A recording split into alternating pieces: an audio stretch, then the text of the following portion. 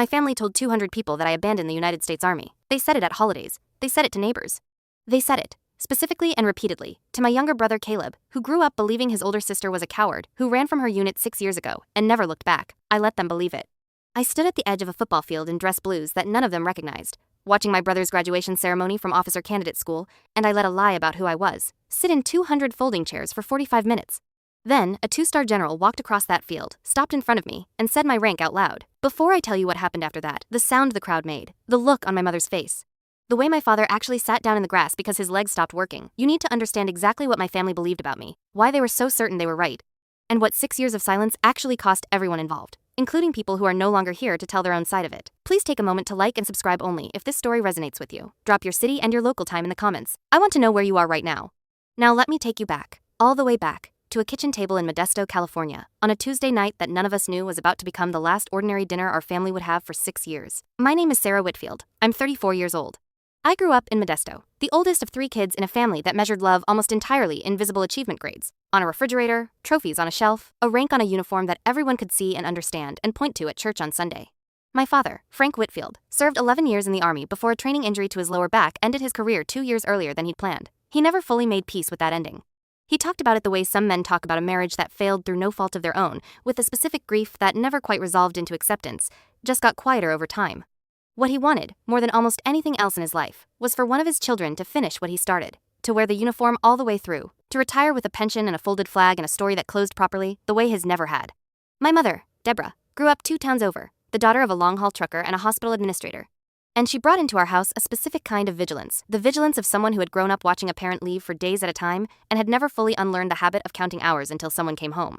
Safe. She loved my father's service the way you love something that also frightens you. She was proud of him in photographs and terrified of him on deployment. And those 2 feelings never resolved into one simple thing. I have a younger sister, Michelle, 2 years behind me, who by the time the story starts was already living in Sacramento with a husband and a toddler, and who had, in the specific way of middle children who watch older siblings absorb the family's biggest expectations, learned early to stay slightly outside that particular gravitational pull.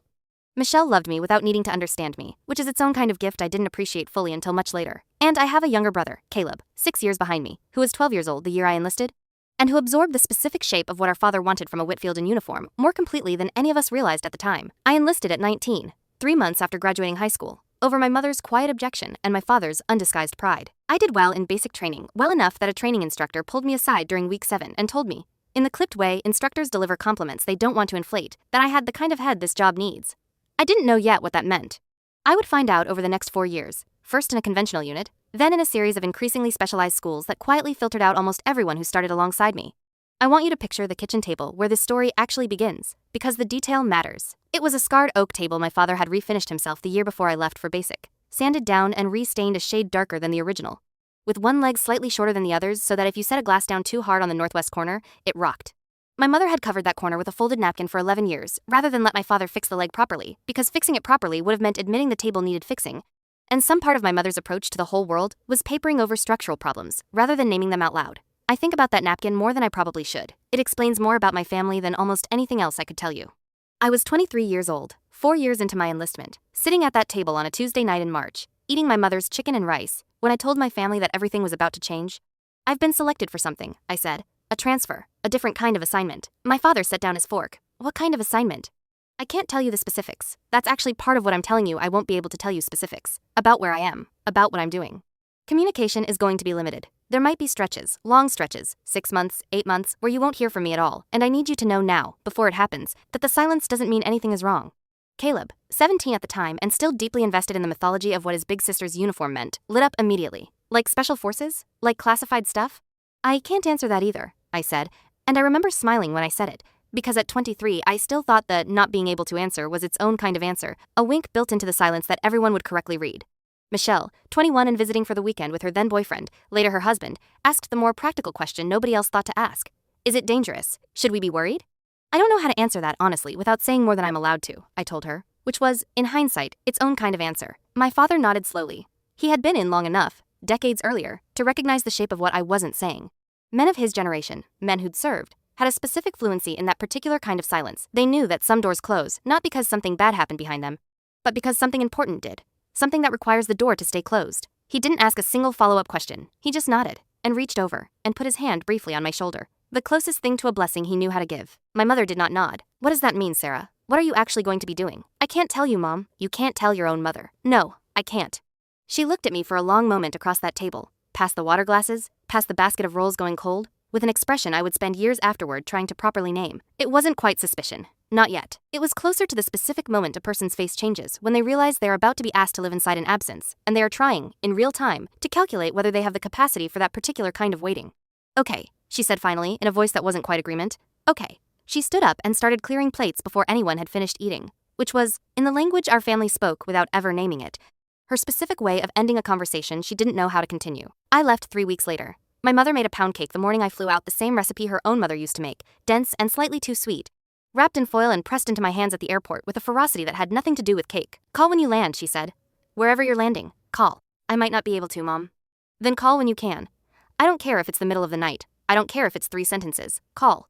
I promised her I would. My father shook my hand at the curb rather than hugging me, which was his particular way of treating the moment with the gravity he thought it deserved. And Caleb, 15 at the time. I need to correct myself here. He was actually 15, not 17. The math works out that he's 6 years younger, and I was 23 when the assignment began. Caleb hung back near the car, arms crossed, trying to look unaffected in the specific way teenage boys try to look unaffected by things that are affecting them enormously.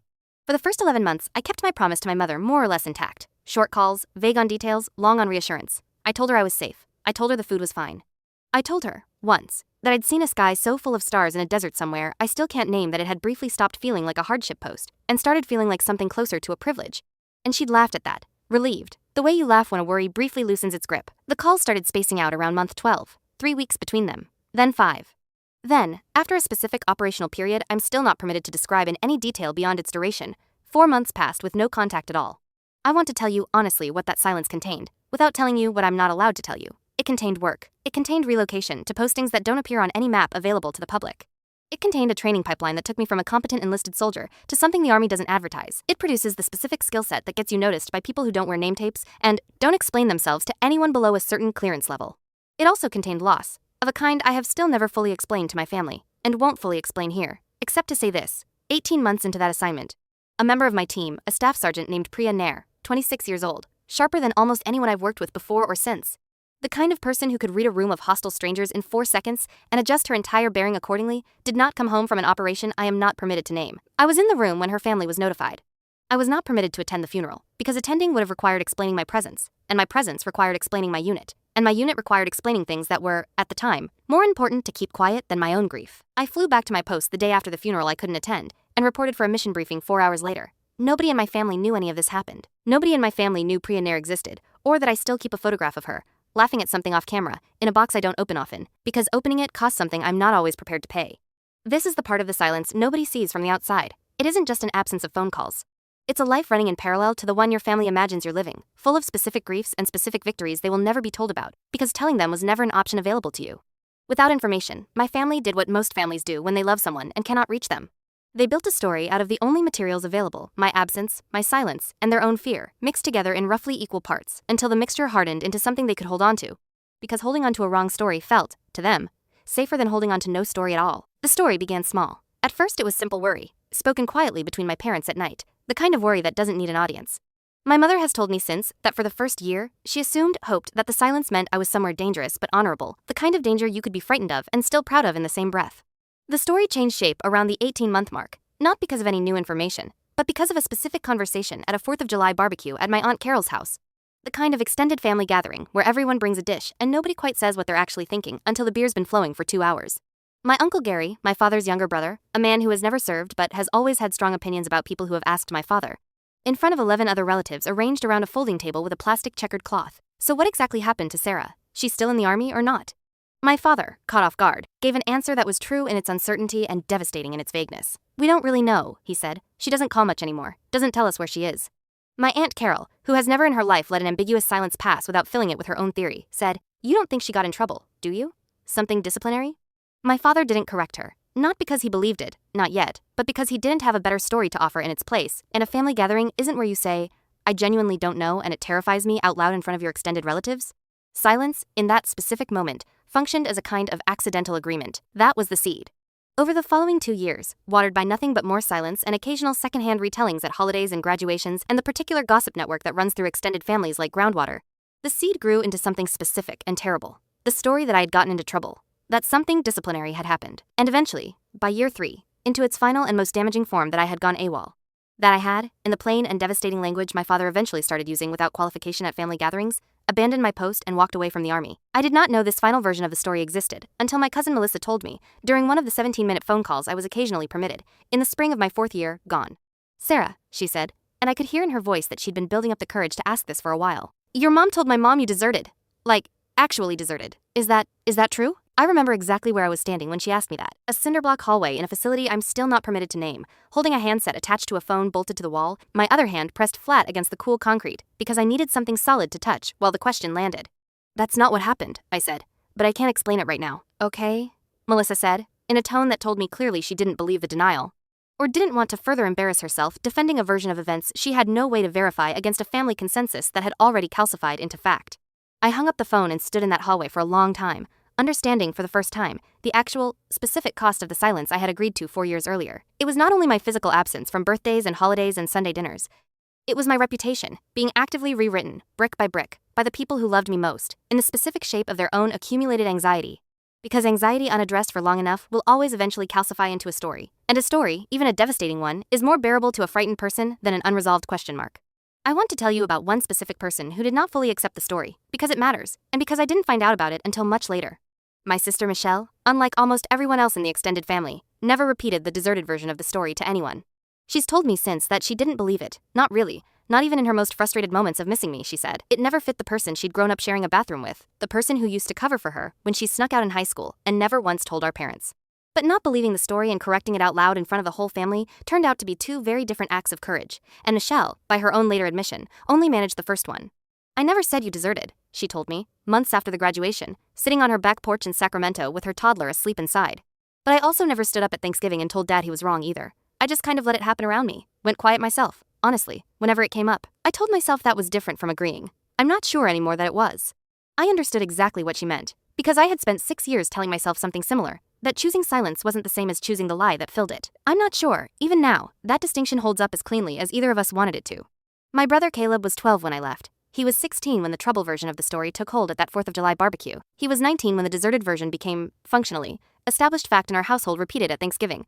Repeated to his high school girlfriend's parents when they asked what his older sister did. Repeated, eventually, to a military recruiter. I need to tell you about Caleb specifically, because what happened to him is, in many ways, the part of his story that costs me the most, even now. Caleb grew up in my absence idolizing a version of service that I had supposedly failed to live up to.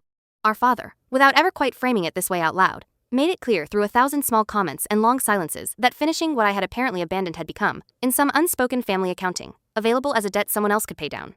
Caleb, 17 years old and hungry for a way to be seen as the reliable one, the one who didn't run, absorbed that available debt like it had been assigned to him personally.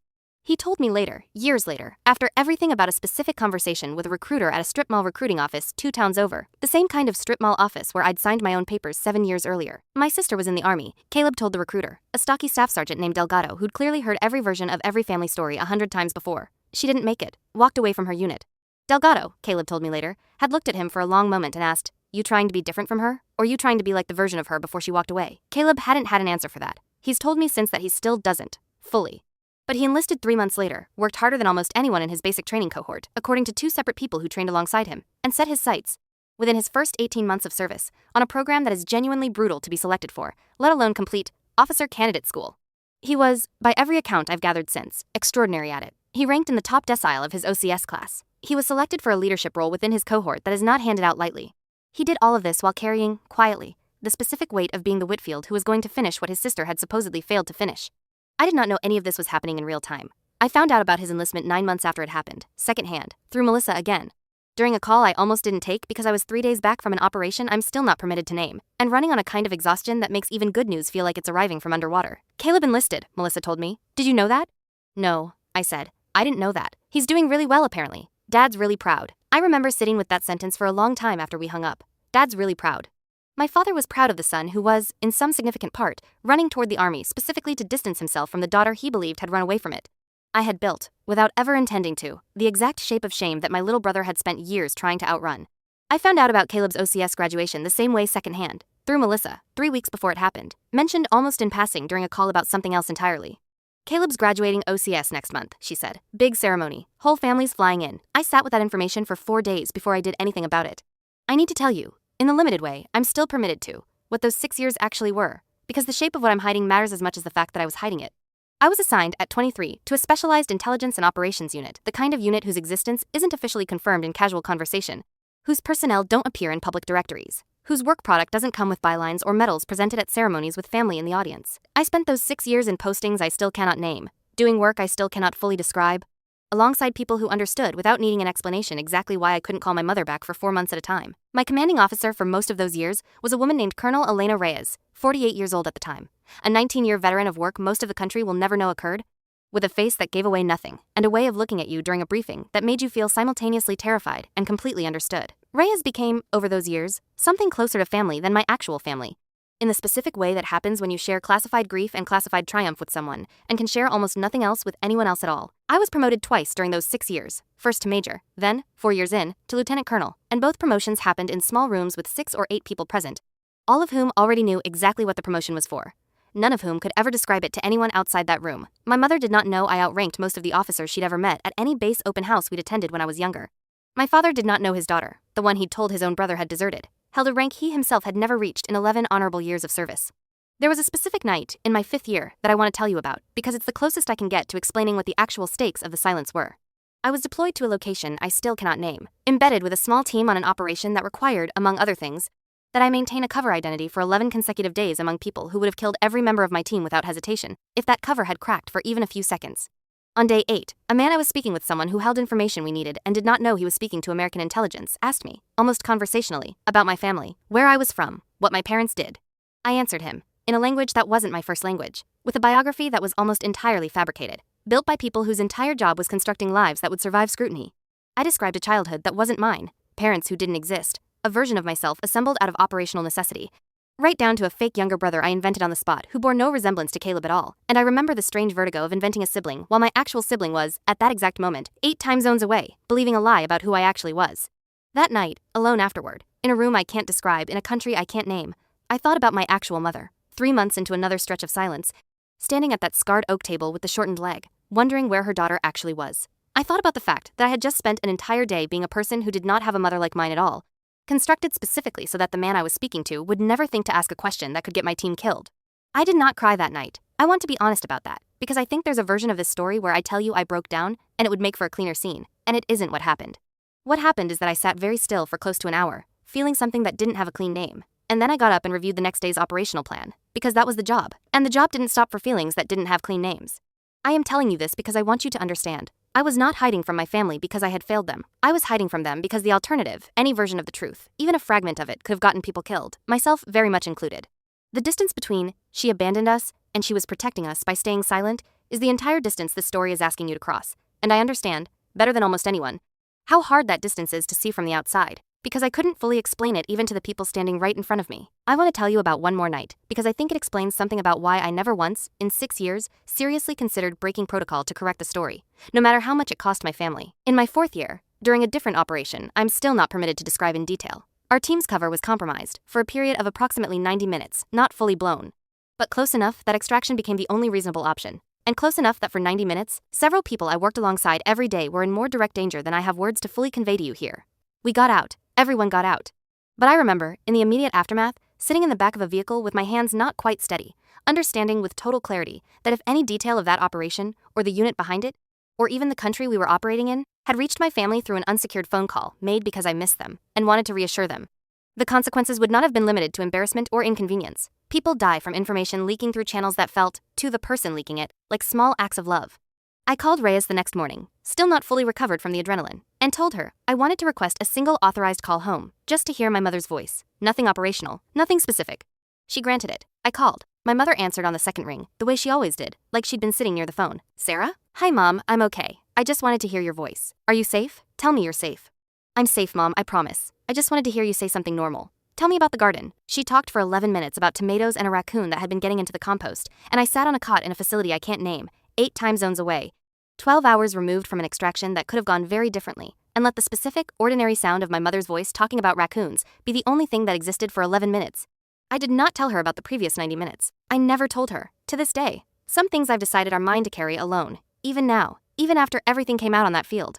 Not every classified thing in this story is classified because the government said so. Some of it is classified because I decided, on my own, that certain weights don't get lighter by handing them to the people you love. They just get heavier for 2 people instead of 1.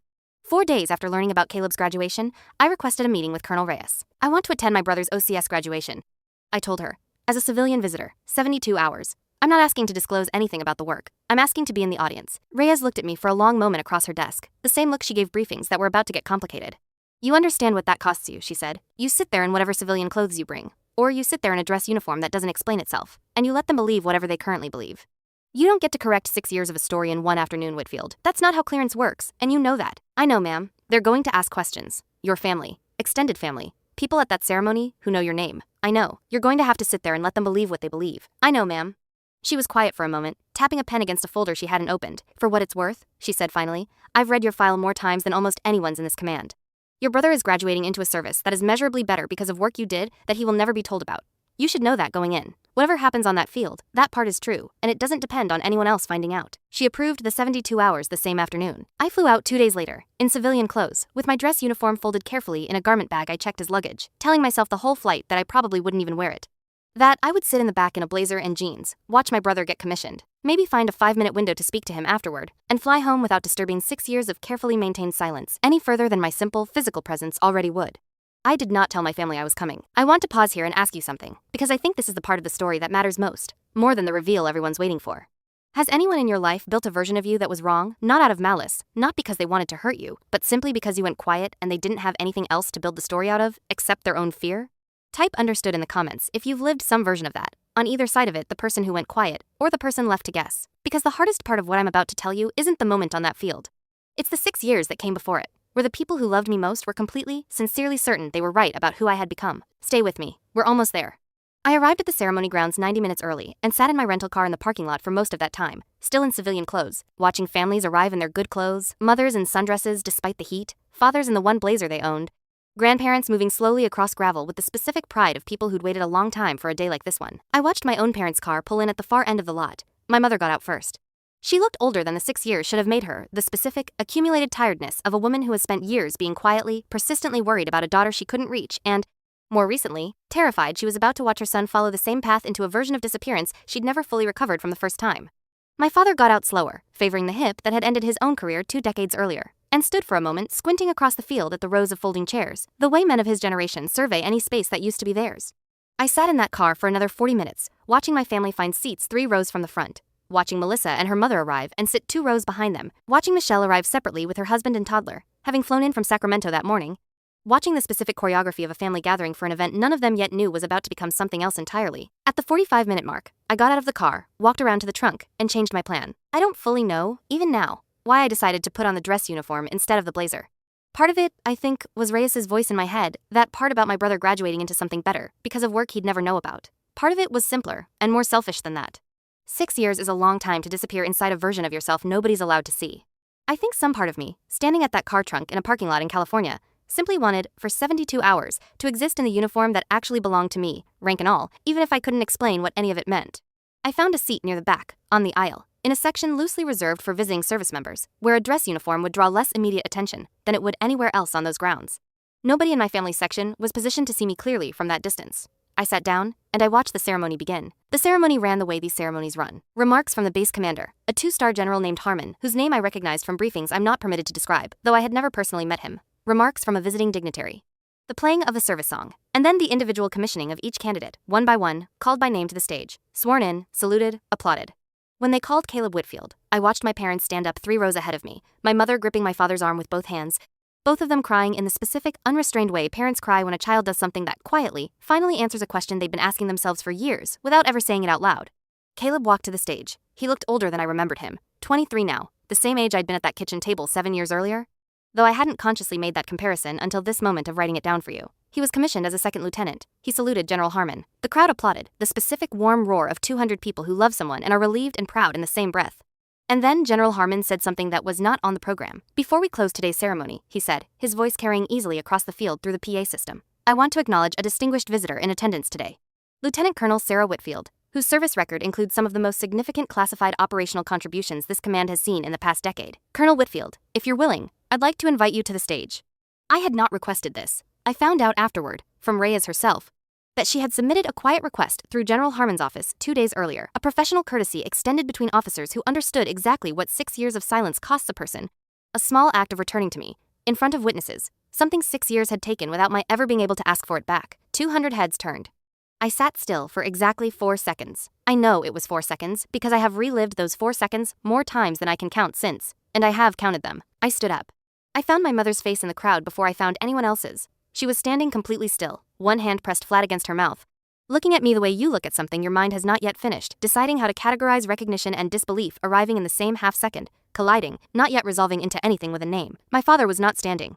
Caleb told me afterward that at the exact moment General Harmon said my name, our father's legs had simply stopped supporting him, and rather than fall, he had lowered himself, almost calmly, down into the grass beside his folding chair, and stayed there, sitting on the ground in his one good blazer, looking at the stage. I walked the length of that field in dress blues I had worn exactly 4 times in 6 years, past 200 people who did not know my name but were craning to see the person their base commander had just called extraordinary, toward a stage where my little brother stood at attention in his brand new lieutenant's uniform, looking at his sister the way you look at a math problem that has just, all at once, resolved into an answer you weren't prepared for. General Harmon shook my hand. He said a few words about operational contributions he was permitted to characterize only in the broadest possible terms, work that has protected American lives in ways this audience will never fully know the details of. Executed by an officer who has spent 6 years unable to tell even her own family what she does, or where, or why. I stood at that podium for perhaps 90 seconds total. I don't remember everything he said. I remember, with total clarity, looking past him at Caleb, standing 6 feet away at attention in his new uniform, and watching something move across my little brother's face that I will spend the rest of my life trying to properly describe, not just shock, though there was shock in it. Something closer to grief and relief occupying the same half second, the specific vertigo of discovering that a story you built your entire adult identity in opposition to was never true in the first place. His salute, when I turned to face him, was not the crisp regulation salute he'd just practiced for weeks leading up to his own commissioning. It was slower. It shook slightly, just at the wrist. I returned it as steadily as I could manage, though I want to tell you honestly that my own hand was not entirely steady either. After the ceremony, my family found me near the parking lot, in the slow-moving crowd of families taking photographs and searching for their graduates. My mother reached me first and simply held onto the front of my uniform jacket with both hands, not speaking, for almost a full minute, the way you hold onto something to confirm it's actually solid and not about to disappear again. When she finally spoke, what she said was, 6 years, we told people you ran. I know, Mom. Why didn't you just tell us something? Anything. A single sentence that wasn't a lie. Because a single true sentence would have required giving away exactly the thing I wasn't allowed to give away. There isn't a version of I'm doing classified work that doesn't immediately raise 10 more questions I still couldn't answer. I know that's not a satisfying explanation. It's the only true one I have. She didn't respond to that directly. She just held on tighter for another few seconds, then let go, and stepped back, and looked at me the way you look at someone you're recalculating, in real time, from scratch. My father did not speak for a long time. He had gotten up off the grass by the time I reached him, brushing dried blades off the back of his blazer with a kind of studied normalcy that didn't fool anyone. When he finally spoke, standing slightly apart from the rest of the group, his voice was lower than I'd ever heard it. I believed it, he said. Your Uncle Gary asked me straight out, more than once, and I told him yes. I told him you'd deserted. I said that. About my own daughter. At a barbecue. In front of 11 people. You didn't have the information to know otherwise, Dad. That's not an excuse, he said, and his voice cracked slightly on the word, excuse, which I had never once heard happen to my father in 34 years. I served. I know exactly what that silence can mean.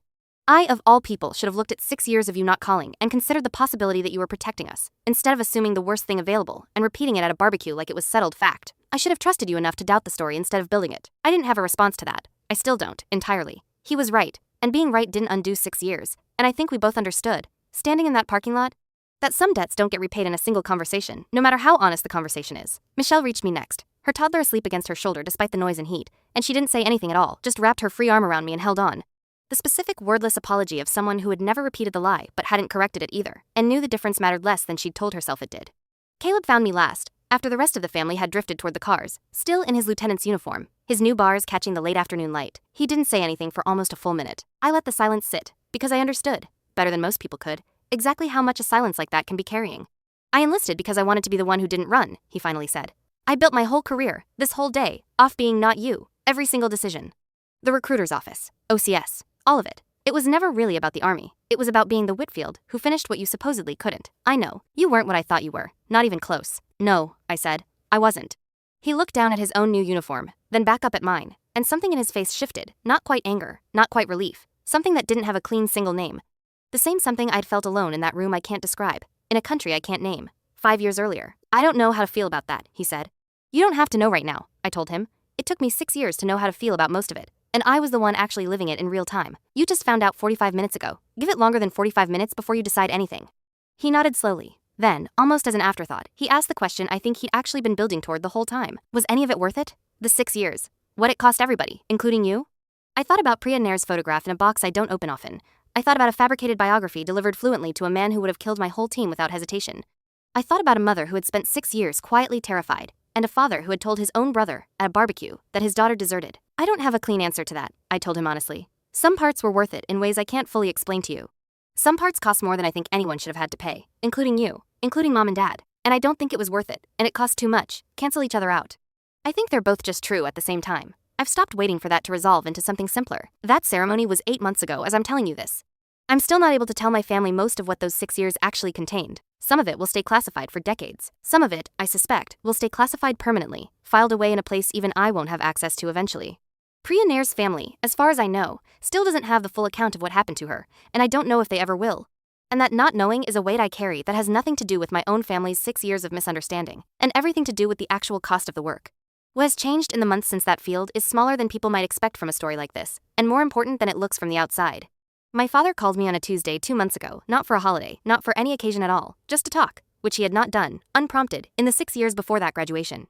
We talked for 40 minutes about nothing important, the Giants' bullpen, a fence he was rebuilding. It was the most ordinary conversation we'd had in nearly a decade, and it meant more to me than almost anything said on that field. My mother has stopped, as far as I've been able to determine, repeating the old story to anyone. She can't undo 6 years of having told it. Uncle Gary still occasionally references it at gatherings, with a specific awkwardness nobody quite knows how to correct, but she's stopped adding to it.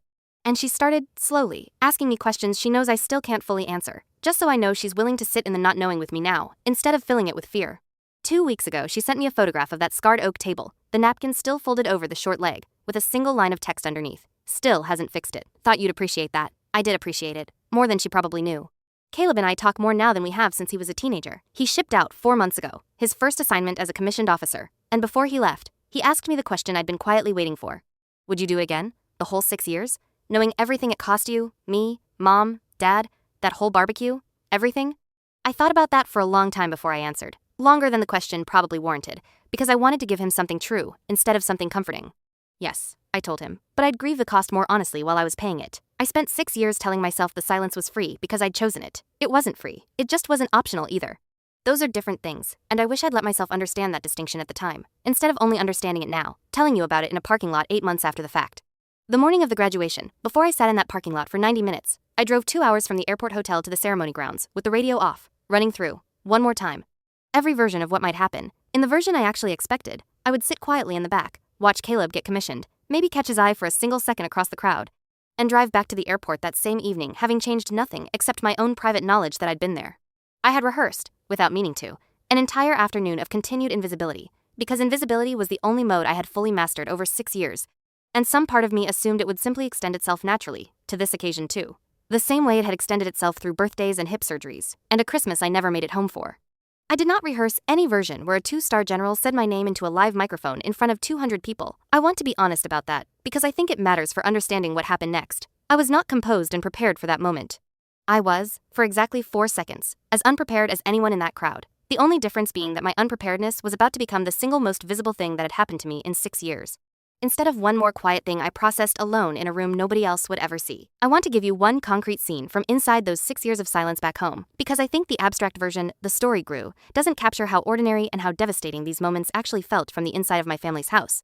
Where I wasn't present, but which I've since had described to me in enough detail that I can walk you through it almost like I was there. Thanksgiving of my 3rd year away. My mother had set the table for 8, one setting fewer than the year before. A detail she's told me she agonized over whether removing my usual place at the table was an acknowledgement of something, or simply practical, since nobody knew when or if I'd ever sit there again.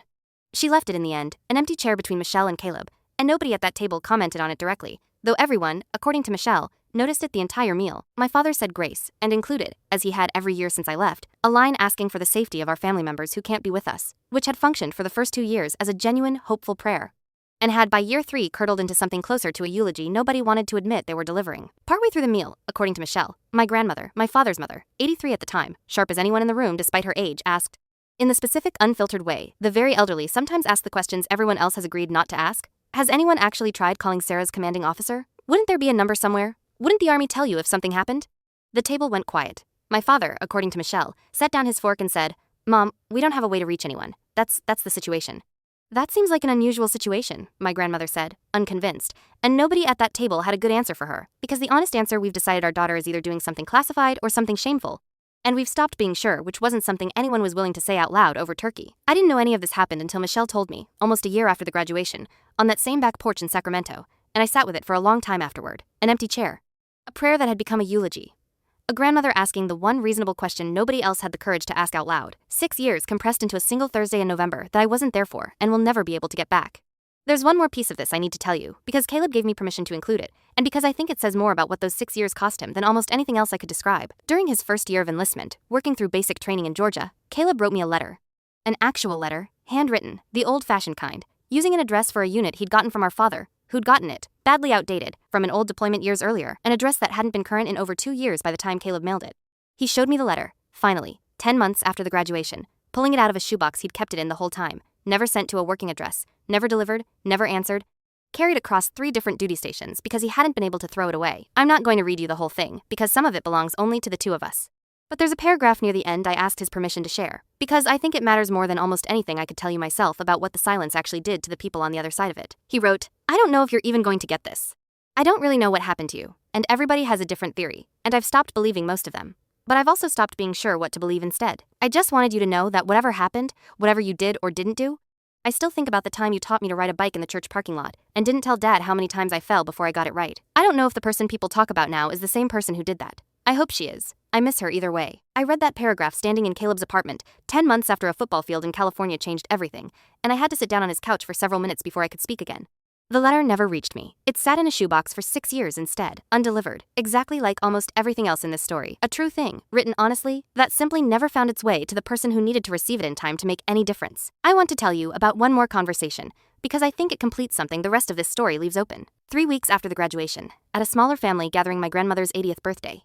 Held at a rented hall that smelled faintly of the roller rink it had been 20 years earlier, my Uncle Gary approached me near the punch bowl, visibly working up to something, in the specific way people work up to an apology they've never had to give before and don't quite know the shape of. "I said things," he told me, not quite meeting my eyes, "at barbecues, about you. I want you to know I said them because your dad said them first, and I want you to know I'm not going to say them anymore. And I want you to know I'm sorry. Even though I know sorry doesn't undo 6 years of a 4th of July, I can't take back." I hadn't expected the apology, and I hadn't particularly needed it. Gary had never been the source of the story, only one of its many carriers, but I found myself grateful for it anyway, in a way I hadn't anticipated. "Thank you for saying that," I told him. "I mean it. Your dad tell you the whole thing? About the barbecue? 11 people?" he told me. Gary shook his head slowly, looking down into his punch. 11 people, and not one of us thought to just ask you directly instead of asking each other. That's the part that sits wrong with me. We had your number the whole time. Nobody called and just asked. I didn't have a good response to that, because he wasn't wrong, and there wasn't a version of "you couldn't have known what to ask" that fully absolved 11 people from 6 years of choosing gossip over a difficult phone call. Some truths don't need me to soften them for the people who are finally seeing them clearly on their own. I want to tell you about Priya one more time, because I don't think the story is complete without her, even though she's not the reason any of you are watching this, and even though I know that including her risks turning her into a device in someone else's story, rather than a person who had her own. 6 weeks after the graduation, on a weekend leave, I drove 4 hours to a small cemetery outside Fresno, where her family had buried her. A place I had looked up privately years earlier, but never once had the clearance or the courage to visit while the silence around her death was still fresh and operational. I stood at her grave for close to an hour, in civilian clothes, saying nothing out loud, because there wasn't anything I could say that would explain to a headstone what she'd meant to a team that officially, on paper, in most of the documents that exist about that period, barely mentions her at all. I didn't meet her family that day. I'm not sure I ever will, and I've made peace, mostly, with the possibility that I won't. Some doors stay closed, even after other doors, like the one on that football field, finally open. But I left a small stone on top of the headstone, the way I'd been taught by a teammate from a different faith years earlier. And I told her, quietly, that her name still means something to at least one person who was there, even if the record never fully reflects it. I'm telling you this, not because it resolves anything. It doesn't. I'm telling you because I think it's important, in a story about silence finally breaking, to acknowledge the silences that don't break, the ones that stay classified, the ones that stay unresolved, the ones where the only ceremony that will ever happen is one person standing quietly in a cemetery outside Fresno, 6 years and 6 weeks after everything. I want to close the story portion of this with one final scene, because I think it's the piece that ties everything else together. 2 weeks ago, I had dinner with Colonel Reyes, retired now, 11 months out from her own final ceremony, living outside San Antonio in a house with too much furniture for one person and a garden she's overwatering, by her own admission. Because she doesn't yet know what to do with the specific stillness of not running toward a crisis every morning. I told her about the letter in Caleb's shoebox. I told her about the empty chair at Thanksgiving. I told her about my father's voice cracking in a parking lot, saying a word excuse that I'd never once heard fail him before. She listened the way she always listened, completely still, giving nothing away until she had something worth saying. You know what I think about most, from all my years doing this, she said finally. It's not the operations. It's not even the losses, though those stay with you longer than anyone tells you they will. It's the specific arithmetic nobody prepares you for, that protecting the people you love sometimes looks, from the outside, exactly like abandoning them. And there's no version of the job that lets you fix that optic in real time. You just have to trust that the truth is patient enough to wait for clearance, and hope the people you love are patient enough to wait for the truth. Some of them weren't, I said. Patient enough, I mean. My dad told his own brother I deserted. Some of them will surprise you anyway, she said, eventually. Most people aren't as unforgiving as their worst afternoon. Your father drove himself to a graduation not knowing you'd be there, and when he found out the truth, he didn't defend the 6 years he spent getting it wrong. He apologized on the spot, in a parking lot, with grass still on the back of his blazer. That's not nothing, Whitfield. Some people go their whole lives without managing that. I think about that dinner often now. I think Ray's understood something about this whole story before I did, that the point was never going to be a single clean moment of vindication on a football field, satisfying as that moment was. The point was always going to be smaller and slower than that. A phone call about a fence. A photograph of a napkin on a table leg. A letter that never arrived, finally read out loud, 10 months too late to change anything, and exactly in time to change everything that came after it.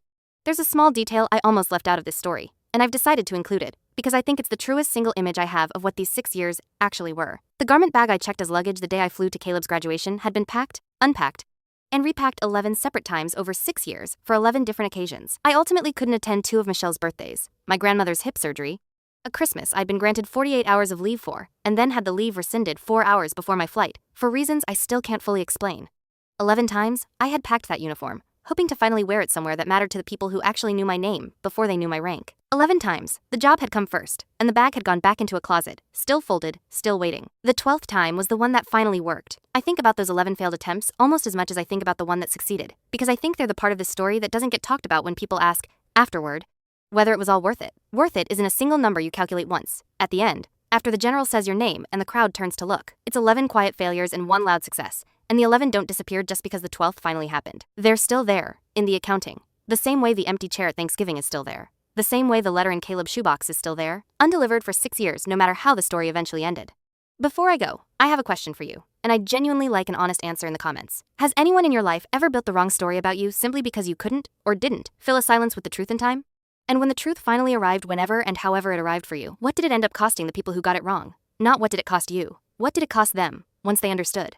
I ask it that way because I've learned something over 6 years and 1 graduation ceremony that I don't think I could have learned any faster than I did. Silence doesn't confirm the worst possible story about you. It only creates the space for someone else's fear to move into that silence and call itself certainty. My family wasn't wrong to be afraid. They were only wrong about what the fear meant, and I understand now that the difference between those two things is where almost all the damage actually happens. If this story stayed with you, share it with someone who needs to hear it today, maybe someone who's currently the one going quiet, or maybe someone who's currently the one left behind, filling a silence with a story they can't yet know is wrong. Thank you for being here. Thank you for listening all the way through. One last thing, before that final line, someone in an earlier version of this story, someone I trust, asked me why I chose to finally tell any of this publicly at all, given how much of my life has been built around not telling things. The honest answer is that Caleb asked me to. He said that somewhere out there, some other 17-year-old is currently building an entire identity in opposition to a sibling's silence, the way he did, and that maybe hearing this wouldn't undo that pattern, but might at least put a small crack in it early, instead of letting it run for 6 full years the way ours did. I don't know if that's true. I hope it is. It's the only justification I have for standing in front of a camera talking about Priya Nair, and a shoebox letter, and a napkin folded over a table leg, instead of keeping all of it filed away with everything else I still can't fully say. My name is Sarah Whitfield. I'm 34 years old, and I finally understand that the truth doesn't need to be defended, argued for, or rushed. It only needs enough time, eventually, to stand up on its own, in front of whoever needs to see it standing.